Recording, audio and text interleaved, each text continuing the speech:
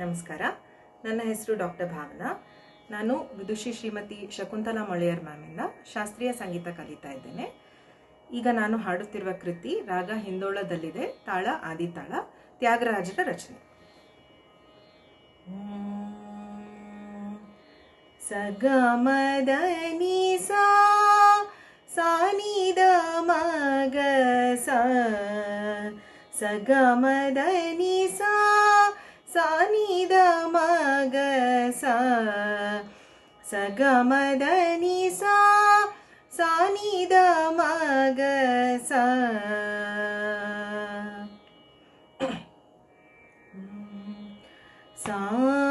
ಸಾಮಜವರ ಗಮನ ಸಾಧುಹೃತ್ ಸಾಮಜವರ ಗಮನ ಸಾಧುಹೃತ್ ಸಾಮಜವರ ಗಮನ ಸಾಧುಹೃತ್ ಸಾರಸಾಬ್ಜಪಾಲ ಕಾಲಾತೀತ ವಿಖ್ಯಾತ ಸಾಮಜವರ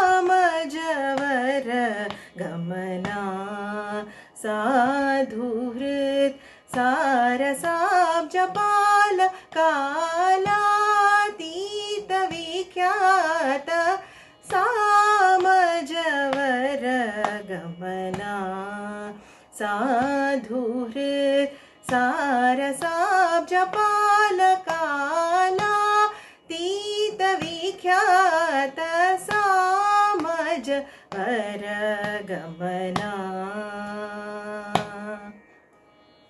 ಸಾಮ ನಿಗಮಜ ಸುಧಾ ಸಾಮ ನಿಗಮಜ ಸುಧಾ ಸಾಮ ನಿಗಮಜ ಸುಧಾಮಯ ಗಾನ ವಿಚಕ್ಷಣ ಗುಣಶೀಲ ದಯಾಲವಾಲ ಮಾಂ ಪಾಲಯ ಸಾಮ ನಿಗಮಜ ಸುಧಾಮಯ ಗಾನ ವಿಚಕ್ಷಣ ಗುಣಶೀಲ ದಯಾಲವಾಲ ಮಾಂ ಪಾಲಯ ಸಾಮಜವರ ಗಮನ ಸಾಧುಹೃತ್ ಸಾರಸಾಬ್ಜಪಾಲ ಕಾಲಾತೀತ ವಿಖ್ಯಾತ ಸಾಮಜವರ ಗಮನ